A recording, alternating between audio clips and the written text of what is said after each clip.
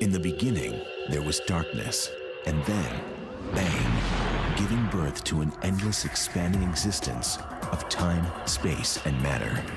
Now see further than we've ever imagined, beyond the limits of our existence, in a place we call the universe. The universe is vast, wondrous, electrifying. But for space travelers looking for a thrill ride, it could be a one-way ticket. It's a place from which you can't return, or at least not in the form in which you went in. Go where no one has dared to venture. Take a virtual tour of the deadliest places in our galaxy and beyond.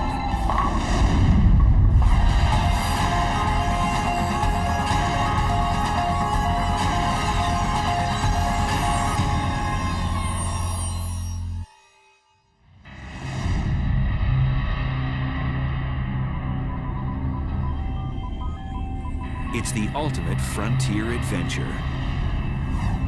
Space travel.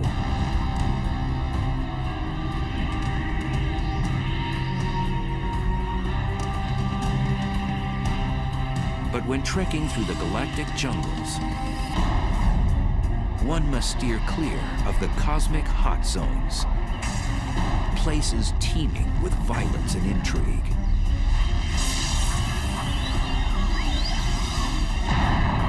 There are dangerous places, certainly very energetic phenomena that are a lot more powerful than atomic bombs being detonated, infinitely more powerful. The universe does seem to be a very violent place. It seems to have been born in a violent explosion called the Big Bang, and there's all sorts of violent processes going on.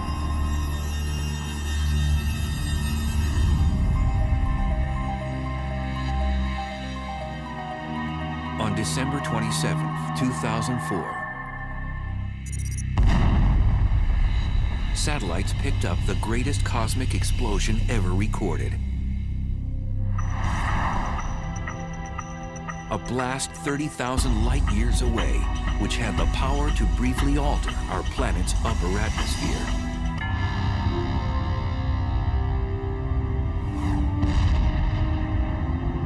The blast was caused by a magnetar, the densest and one of the most dangerous stars in space.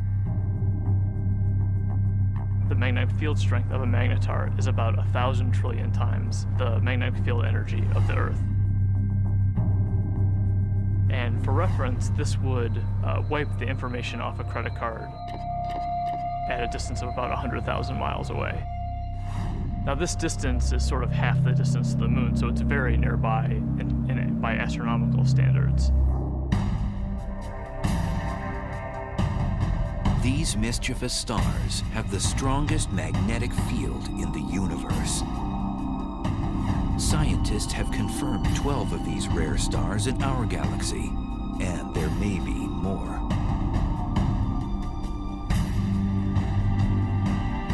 Caltech's Brian Cameron scans the Milky Way for these strange stars.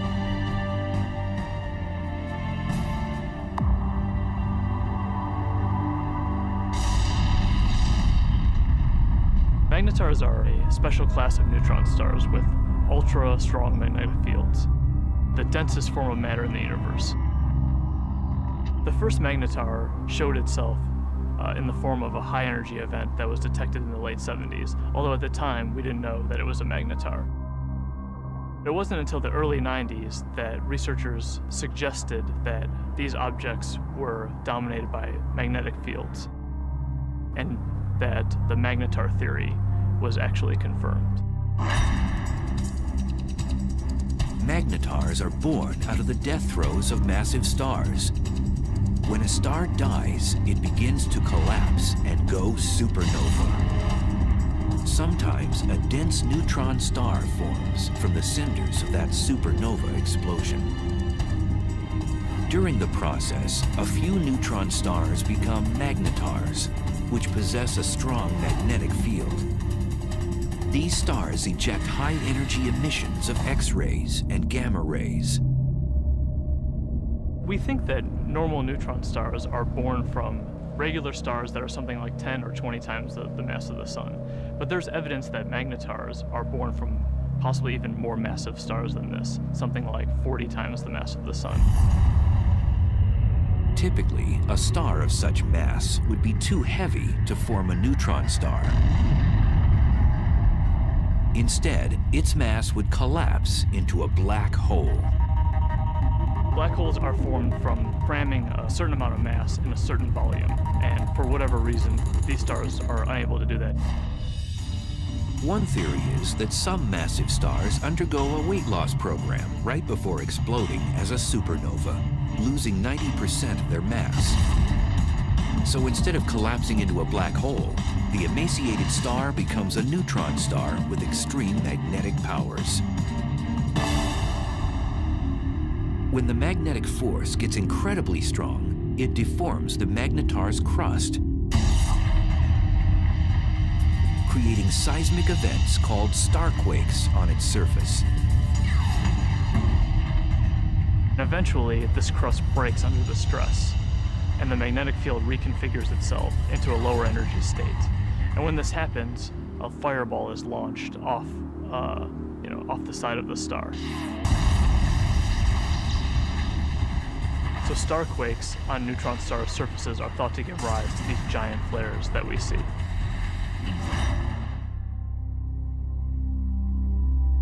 After a magnetar undergoes one of these flares, it outshines all the stars in the galaxy for the few tenths of a second that it's taking place. Within these giant flares are short bursts of gamma rays which move at the speed of light.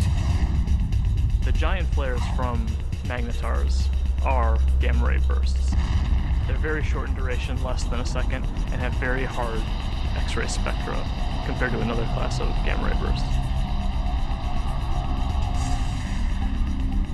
If a deep space traveler veered off course and was unlucky enough to pass within 700 miles of one of these massive objects, the consequences would be horrific. The magnetic field of the magnetar can literally warp the atoms in human flesh, and its gravitational forces would tear a person apart.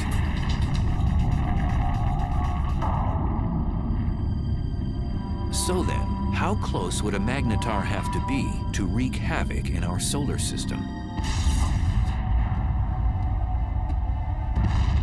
Some suggest that a blast from a magnetar even 10 light years away could produce cosmic chaos that would destroy our ozone layer and cause mass extinctions. The chances of that happening are so low that, they're completely implausible. It would be no different than a regular star passing through the solar system. And we know that the regular star has not passed through the solar system since the solar system formed.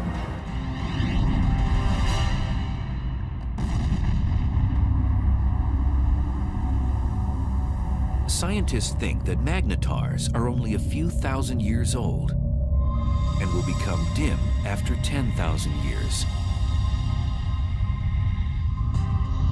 We're just now starting to understand the life cycle of magnetars. We think that they're very young, but how young is still uncertain.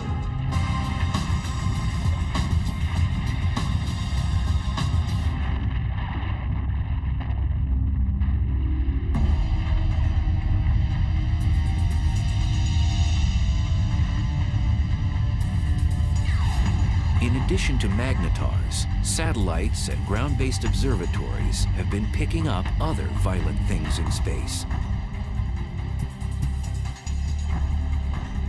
Scientists have now confirmed the existence of a phantom-like force that's so strong that it might very well be the most vicious phenomenon in the universe.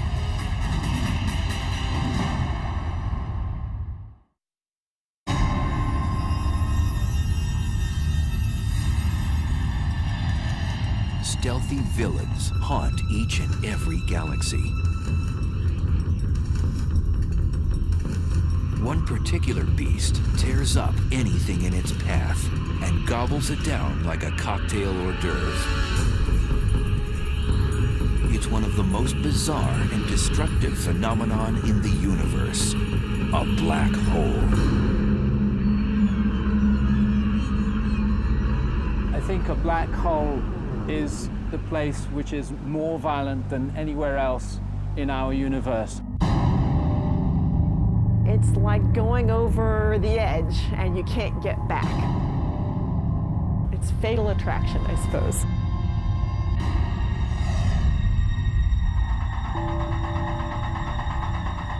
A black hole is a region of space where the pull of gravity is so immense that nothing can escape it, not even light.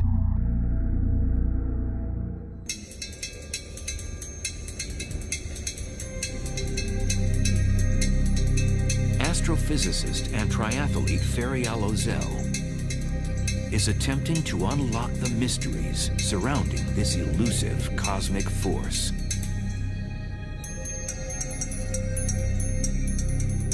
In a black hole, the gravity is so strong that no other force can compete with it, so everything collapses to a single point. Ozel says whatever has a close encounter with a black hole will fall victim to its relentless tidal force of gravity. Imagine you're swimming in a pool and there is no current. You can go whichever direction you want. Now imagine you're taken out of this pool and you're in a river. Imagine a current that is much, much, much stronger. That the only direction that you could go would be with this current. The space around the black hole acts like this wild river. You could never fight this enormous drag that you feel.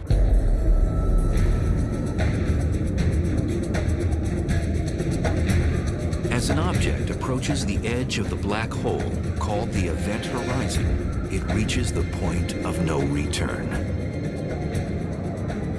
As you come closer and closer to this event horizon, you would already be approaching this extremely fast motion of space under you. And your only future direction is now into the black hole.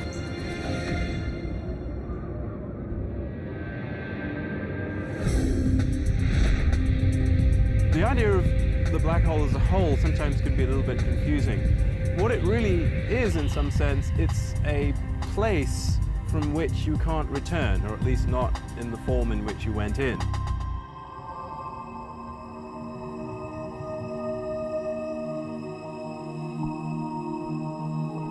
Black holes are difficult to detect because, as the name suggests, you cannot see one by itself because it's black.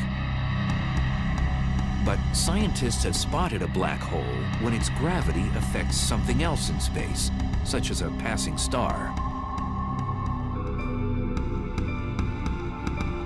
A completely isolated black hole would not be visible. What we really see from a black hole is actually the hot material that's swirling around it and that's being sucked into it. So in the neighborhood of these powerful black holes, you'll get a lot of radiation resulting from the black hole pulling in material and stretching it and twisting it as it's falling in. Black holes consume anything in close range, and there are billions upon billions of them prowling the universe.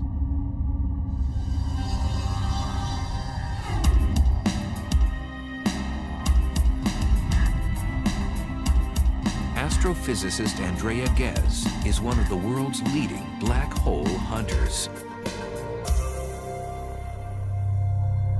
Black holes are not picky eaters. They'll dine on whatever get nearby. So they will happily eat gas. They will happily consume a star or a planet.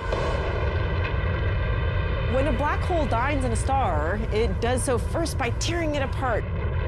You might think of silly putty being stretched out.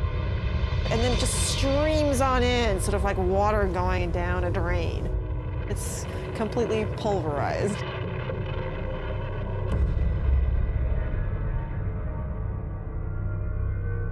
Black holes are produced, we believe, by the collapse of the core of a massive star, something like 25 or 30 times the mass of the sun or more.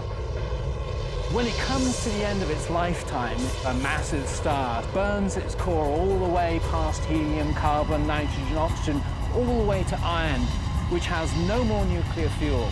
And when that iron core builds up to a certain mass, there comes a point where it can no longer support itself, and the core will collapse all the way to a black hole, producing at the same time a supernova.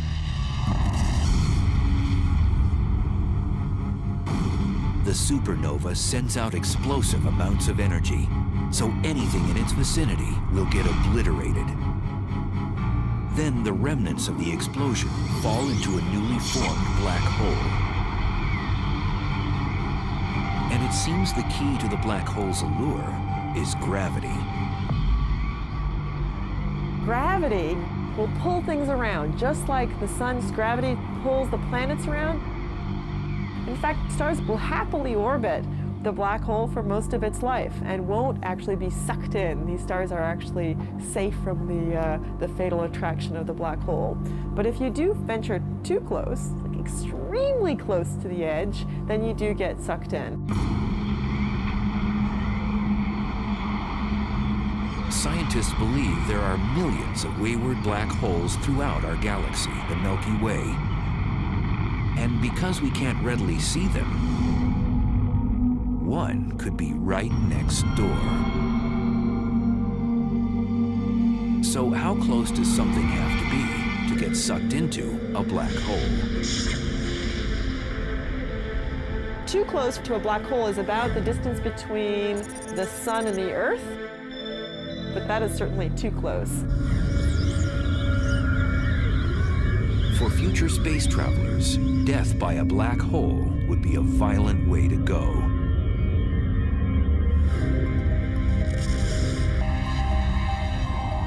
The method by which a black hole could kill you depends on how big the black hole is. They come in two categories.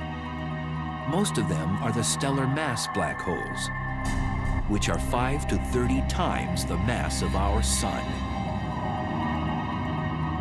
If the black hole is stellar-sized, then the tidal forces near the black hole are strong enough that it will tear you apart tidally, even well outside the event horizon.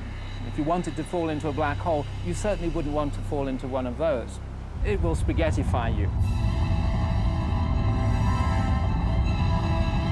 But in addition to the stellar-sized black holes, there are others that are mammoth, millions to a billion times the mass of the sun. And now scientists believe that these monsters hold center court in every galaxy, including our own.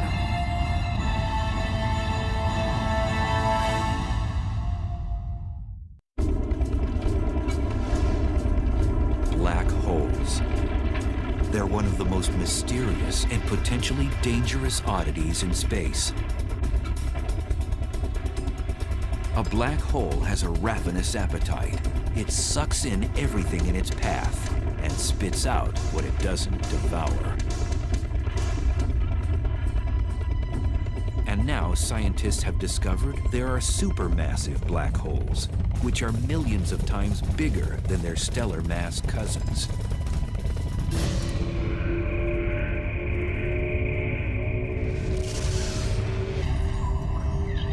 And evidence suggests that supermassive black holes were born after the Big Bang, when the universe was first created. The leading idea is that they would have formed just like a stellar black hole from the collapse of the core of a massive star. But then they grew by feeding grossly from the gas, from other galaxies which collided with them.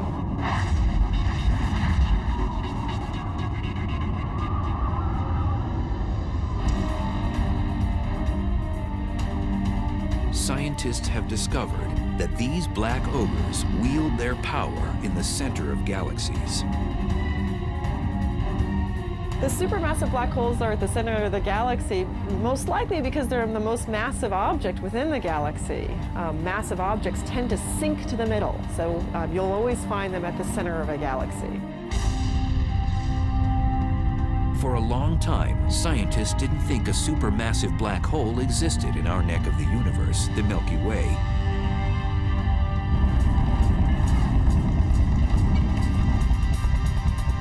But in 1995, astrophysicist Andrea Ghez set out to prove one exists.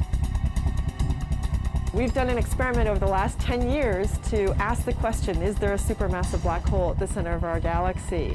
And the way we did this experiment is to use the motions of stars at the center of our galaxy to test whether or not there's a large amount of mass inside a very small volume. And that's the proof of a black hole.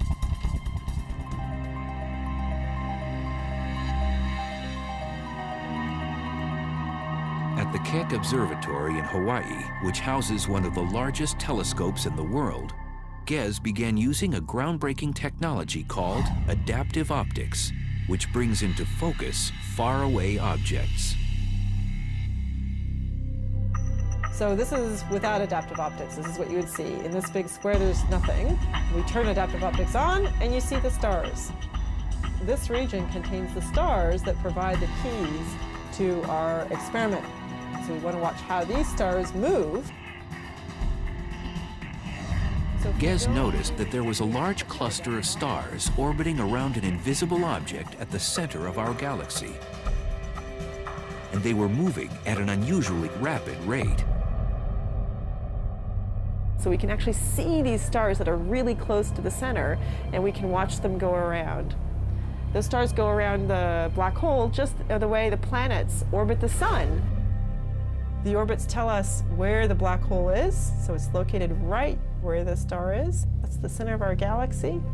And the details of exactly how fast these stars are going around and how tight the orbits are tells us the mass of the black hole, which we think today is 4 million times the mass of our sun. For Ghez, confirming that a supermassive black hole indeed exists at the heart of our galaxy was like summiting Mount Everest. It was incredibly exciting to discover the supermassive black hole at the center of our galaxy, simply because it was a question we had set out to address. The question, is there a supermassive black hole? We could design an experiment that actually got at it.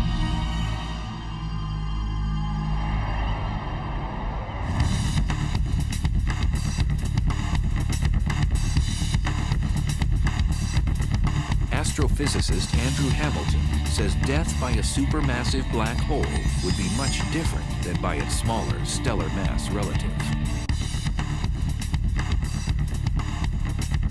If you want to go and be a tourist and have the ultimate experience of falling inside a black hole and finding out what's really there, go visit a supermassive black hole. Much better idea. Unlike a stellar black hole, which would rip you to shreds before entering its deadly vortex,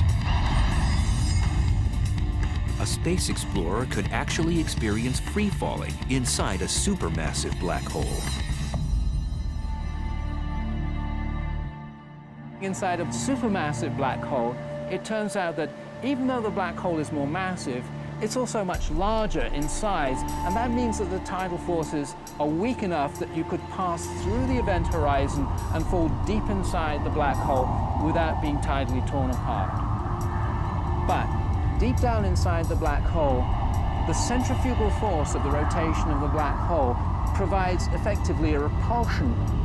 If there's any matter at all inside it, then stuff that's falling in will tend to collide with stuff that's trying to get out. And the result of that collision of energies is an unimaginably chaotic maelstrom of super hot, dense plasma. And in that case, your fate is that it can roast you.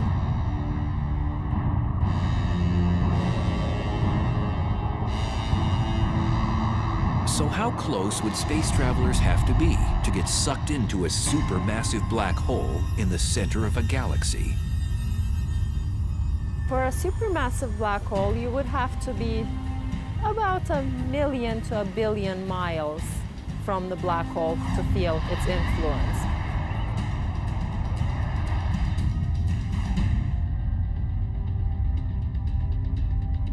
Over the years, the Chandra X-ray Observatory has caught our galaxy's supermassive black hole nibbling on cosmic matter, not binging like other supermassive black holes.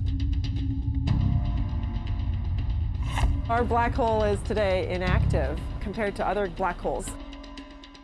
Our galaxy has very little gas at the center, and so there's nothing really for the black hole to feed on. It's not eating very much. It's going on a bit of a starvation diet. Our galaxy's supermassive black hole appears to be fasting. This is partly due to the fact that as a galaxy ages, less and less matter is present for it to gorge on. But in the future, it might be quite a bit more active if it ever gets a fresh supply of gas at its center to feed off of. One way to rejuvenate our supermassive black hole's appetite is to collide with another galaxy. Sound implausible? 2 million light years away, our closest neighbor, the Andromeda Galaxy, is charging toward us at almost 75 miles per second, or 270,000 miles per hour.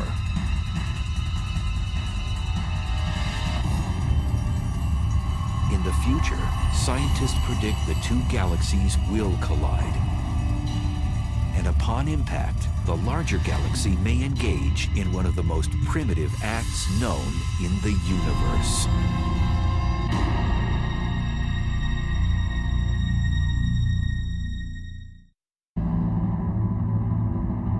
It's one of the most barbaric rituals in space. A larger galaxy eats a smaller one.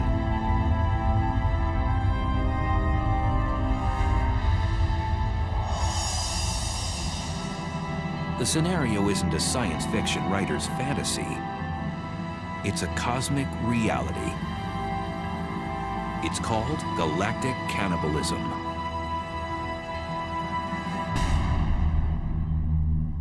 The ghastly event can occur on the celestial highway when two galaxies have a head-on collision.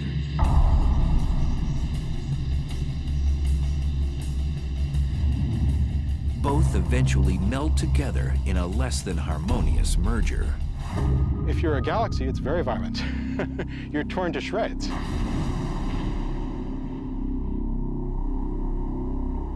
Joshua Barnes studies galaxy mergers.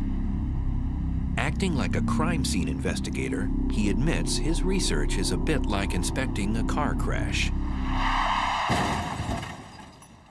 Imagine that you come across the scene of a car crash.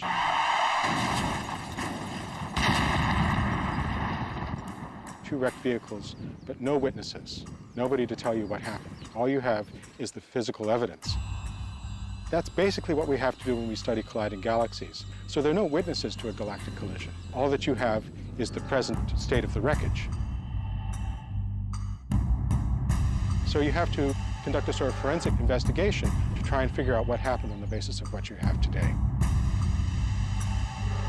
If they collided head-on, you would know because the fronts were squashed up, but if they, say, sideswiped each other, which is actually more likely in galactic collisions, that would leave you a completely different pattern of wreckage, and you could interpret that. So what causes galaxy mergers? It's gravity. Everything in the universe is falling freely through space, and where you've got two large objects like galaxies, their mutual gravity pulls them together, so they fall into each other. So it's really just the force of gravity pulling things around. The galaxies that we're seeing colliding today, most of them have been bound and destined to collide for upwards of 10, 15 billion years, and they're only now just making it to that first collision.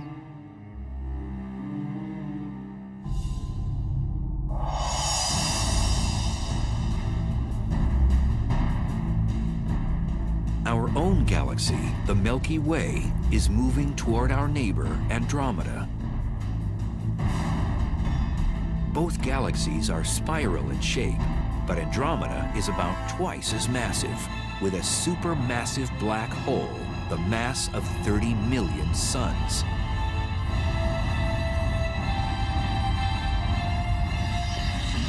It'll look a lot like a dance. And you see the two galaxies come close together, so they kind of dance around each other, getting closer and closer and moving faster and faster before they finally come together. But at the point of impact, these galactic dancers will do more than pirouette. Each one has a spiral disk of stars, and then surrounding that, a halo of dark matter, invisible material that we can detect by its gravitational field. These two dark halos, which are much larger, will overlap as the galaxies pass by. Eventually, as the two galaxies spiral around each other closer and closer, you can no longer distinguish them as separate systems, and finally the nuclei merge.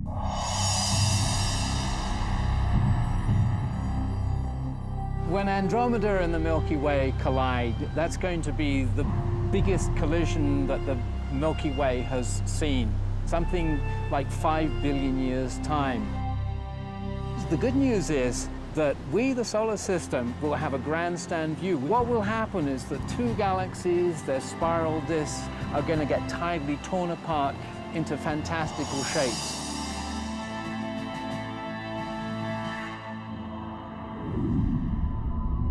When the disks start to get close to each other, they'll throw off long streamers of stars, so-called tidal tails.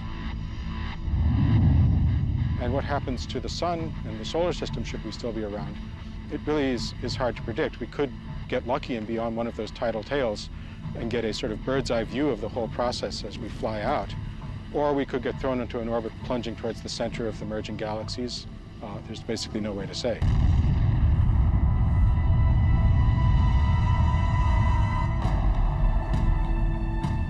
During the merger, if our solar system moves through the suburbs or the edges of Andromeda, we might not notice anything.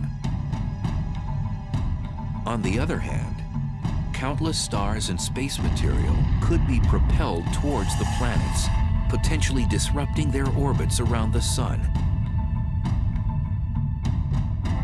Moreover, the entire galaxy could face cosmic upheaval. We could have consequences which would nonetheless be dangerous. First of all, we could have a lot of star formation as a consequence of the merger. Currently, both the Milky Way and Andromeda galaxy have plenty of interstellar gas, the raw material from which stars are born. Now that would mean a lot more evolved stars, supernova, going off in our vicinity. And that could create shock waves, blast waves, bursts of cosmic rays, which would have nasty consequences.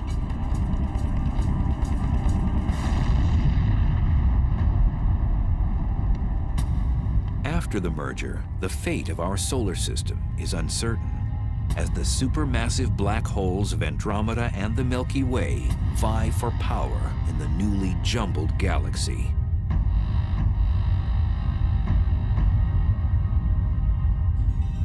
When they merge, they're going to form a new galaxy, and these two supermassive black holes will gradually spiral into the middle of the new galaxy. They will be a binary black hole for a short time. And these black holes will start to swallow gas as the collision stirs things up. Gas will fall into those black holes. They're going to turn on. They're going to start emitting radiation. But the potential for fireworks, possibly for fueling the black holes at the centers of the galaxies, matter falling into them, possibilities like that do exist. And then the only safe place to watch the process would be on one of those tidal tails riding out and escaping the collision.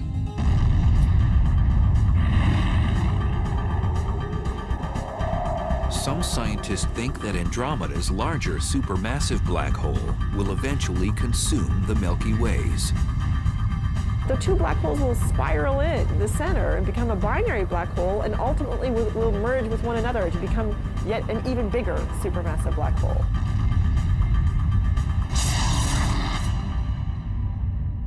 So a small galaxy colliding with a large galaxy is likely to be dominated by the larger galaxy. It'll essentially have most of its material absorbed by that galaxy and become subsumed into it.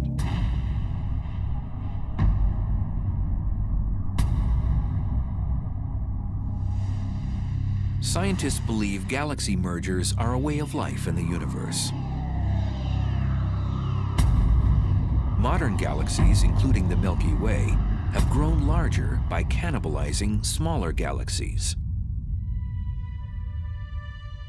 Every galaxy that we see has probably been through many collisions. The Milky Way has a central bulge of stars, which are probably the relic of a previous collision.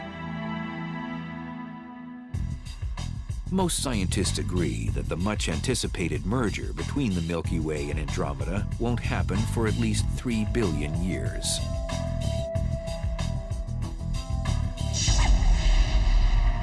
But there may be more immediate dangers in space. In cosmic neighborhoods millions of light years away, there are hyperactive galaxies that have become the big bullies on the block.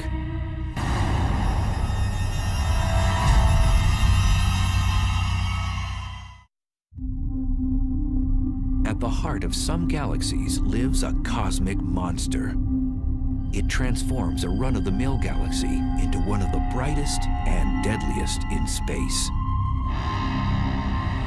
Quasars are peculiar objects, each powered by a supermassive black hole that continually swallows large amounts of matter, 10 to 20 stars every year.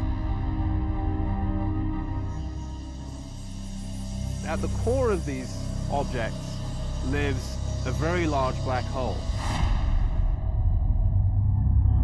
And the role of that black hole is to actually generate a huge amount of energy.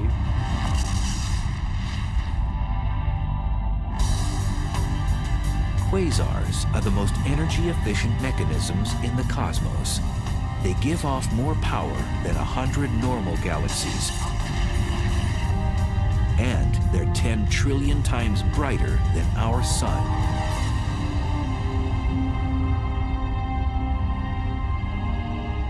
So how are quasars created in the universe?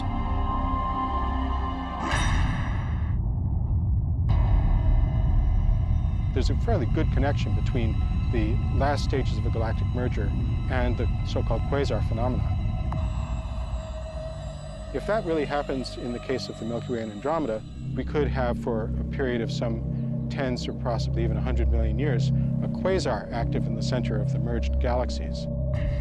And a quasar puts out about 100 times as much energy as a typical galaxy. And if we were actually thrown into an orbit which took us towards the center of the galaxy, we could get very close to that quasar and really get scorched.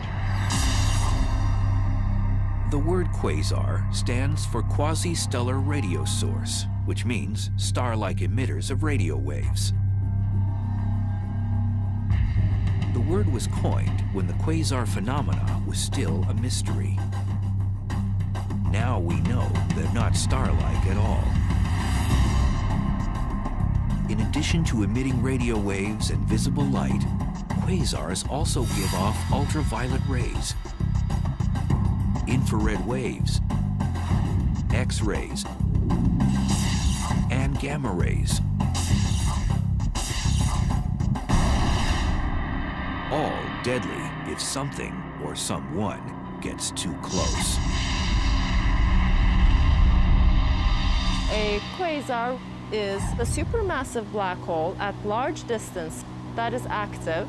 It's powerful, it's emitting light, and we can observe it in many wave bands. Quasars were first discovered in the 1960s, but as radio telescope imaging got better, astronomers discovered that some of those quasars also have powerful jets beaming out of them. These particular quasars are called blazars, probably some of the most violent phenomena in the universe.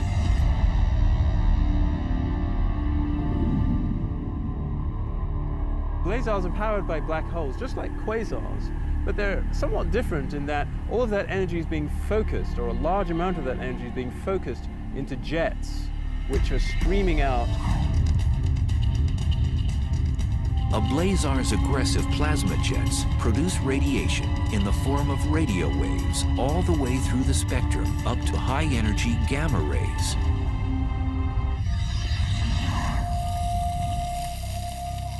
Astrophysicist Glenn Piner has been investigating the physical conditions at the centers of these exotic galaxies.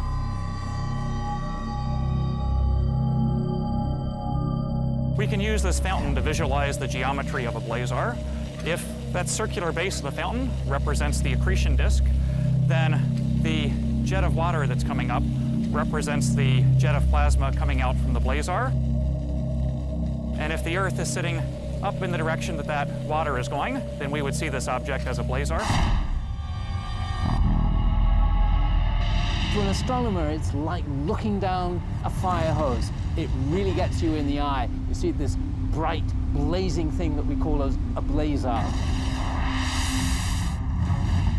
These blazar jets move exceptionally fast. The fastest observed move at 99.9% the speed of light. If you were to take a small object like this bowling ball and you wanted to accelerate it up to 99.9% of the speed of light, you would have to give this bowling ball all the energy produced in the world for an entire week to accelerate it to that speed.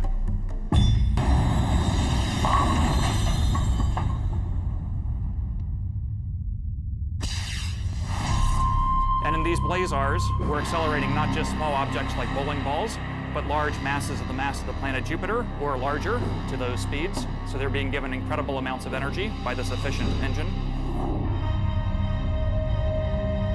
Blazars pose unimaginable consequences to cosmic objects that get too close to its deadly jet. If there was a planet relatively close, a few light years from the actual jet, the radiation on that planet could be millions of times what it gets from the star. It would be continually exposed to high levels of radiation. So I don't think we want to look for life on a planet that would be orbiting a star that's in a blazar jet. Scientists link radio telescopes all over the world to achieve the magnification needed to zoom in on a blazar jet. So to give you an analogy for what kind of magnification that is, that would be magnification sufficient to read a newspaper that someone was holding in New York from Los Angeles. We'd love to look as close to the central black hole as possible so we could actually figure out how nature is accelerating these jets and getting them up to such high speeds. And we'd also like to know what it is actually that the jets are made of, because it turns out that's something that's currently not known. Until more is known about blazars, astronomers will keep a neighborhood watch for them, as well as all the other dangerous places in our uncontrollable universe. Definitely there are violent events going on in the universe. Much, much more energy than we can even imagine on Earth. There are trillions of suns shining all at once. Those are the kinds of energies that we're talking about. But in that case, the fact that we are far away from them helps the survival of our species. If we're actually traveling through space, then definitely we will have to be worrying about these events.